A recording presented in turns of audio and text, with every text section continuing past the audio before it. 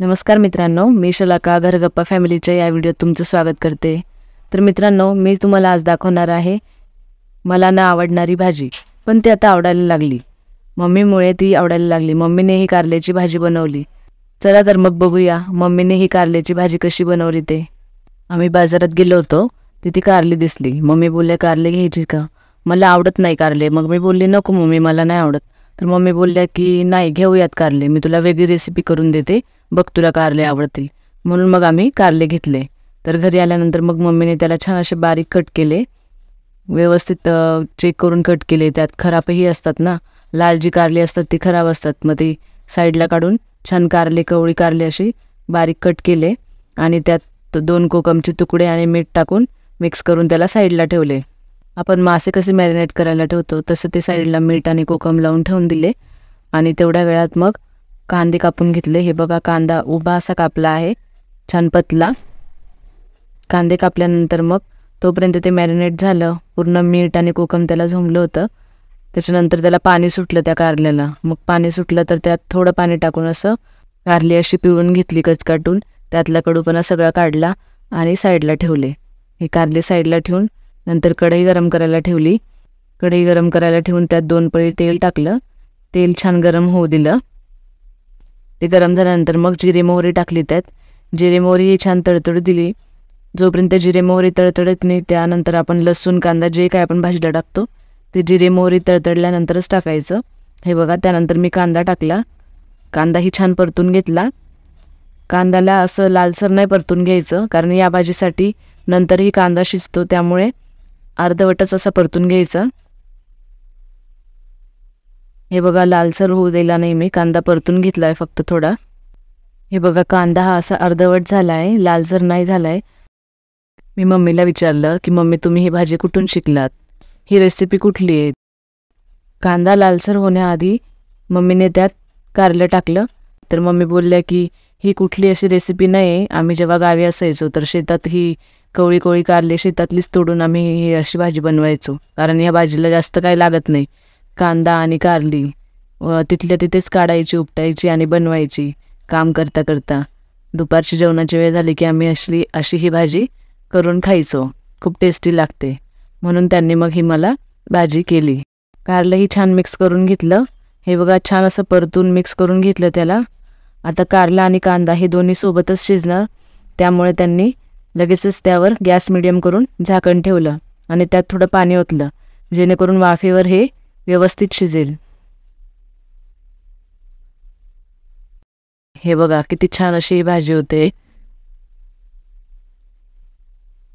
कारण या भाजीला दुसरं काही लागत नाही। कांदा आणि कारली असली की ही भाजी होऊन जाते आणि टेस्टी होते। हे बघा, त्यानंतर झाकण काढून बघितलं तर कारलं शिजलेलं नव्हतं, कांदाही थोडा कच्चा वाटत होता। अर्धवट शिजलेली भाजी छान लागते, पण ही जरा जास्तच कच्ची वाटत होती। मग पुन्हा झाकण ठेवलं आणि गॅसही मिडियम होता। गॅस जर फास्ट असता तर शिजली असती, पण थोडी करपली असती भाजी, त्यामुळे गॅस मिडियम ठेवूनच ही भाजी शिजवली आहे। बघा, मग पुन्हा झाकण ठेवून मम्मीने पाणी ठेवलं, त्यात थोडा वेळ अजून शिजू दिली। त्यातले जे बी आहे त्याही व्यवस्थित शिजल्या पाहिजे आणि कुरुम लागतात, त्या कडक होतात, फ्राय होतात तेलामध्ये छान, त्यामुळे ते पुन्हा शिजायसाठी थोडा वेळ ठेवली आम्ही। मित्रांनो, असं आहे की आपल्या आधीची जी पिढी आहे त्यांनी खूप एन्जॉय केलं आहे। पूर्वीच्या काळात त्यांनी कुठेही शेतात वगैरे गेले तर शेतकरी त्यांना वस्तू आणून द्यायचे की हे खा हे घ्या म्हणून। पण आता जर आपण गेलो तर शेतकरी काठ्या देतात किंवा पैसे मागतात वस्तू द्यायच्या आधी। आता आधीसारखी तर इतकी आपुलकी राहिलेली नाही आहे। एखाद्या ठिकाणी जर आपण गेलो तर काही शेतकरी खूप मोठे मनाने, मनमोकळेपणाने वागतात, खायला वस्तू देतात, त्यांना पैशांचा मोह नसतो। पण काही ठिकाणी अनुभव खूप वाईट येतात। चला परत येऊया कारल्याच्या भाजीकडे। तर हे बघा, मम्मीने त्यात बोलता बोलता गरम मसालाही टाकला। झाकण उघडून चेक केलं, भाजी शिजली होती, तर मम्मीने त्यात मग गरम मसाला टाकला, थोडी हळद टाकली आणि त्यात थोडं मीठ टाकलं। थोडं कमीच टाकलं, कारण आधी कारल्याला मीठ लावून ठेवलेलं होतं, त्यामुळे थोडं कमीच मीठ टाकलं। आणि त्यानंतर हे ठेचा टाकला, हिरवी मिरचीचा ठेचा। हा नेहमी आम्ही घरात बनवलेला असतो। थोड्याशा मिरच्या आणि लसूण, मीठ टाकून हा ठेचा आम्ही नेहमी बनवून ठेवतो। कोणत्याही भाजीत, डाळीत आम्ही टाकतो त्याला। घाईघाईने लसूण कुडी सोलण्यापेक्षा आम्ही दरवेळी बाजारातून 100 ग्रॅम मिरच्या आणतो आणि थोडा लसूण सोलून मीठ टाकून ही असला हिरवी मिरचीचा ठेचा आम्ही नेहमी घरात बनवून ठेवतो. म्हणजे केव्हाही काही घाईत बनवायचं असलं तर अर्धा चमचा किंवा 1 चमचा टाकला की पटकन आपलं भाजी जाळ होऊन जाते आणि परतवलं की झालं, मग रेडी. जास्त तिखट वगैरे टाकायची काही गरज पडत नाही आणि नॅचरल पण लागतो.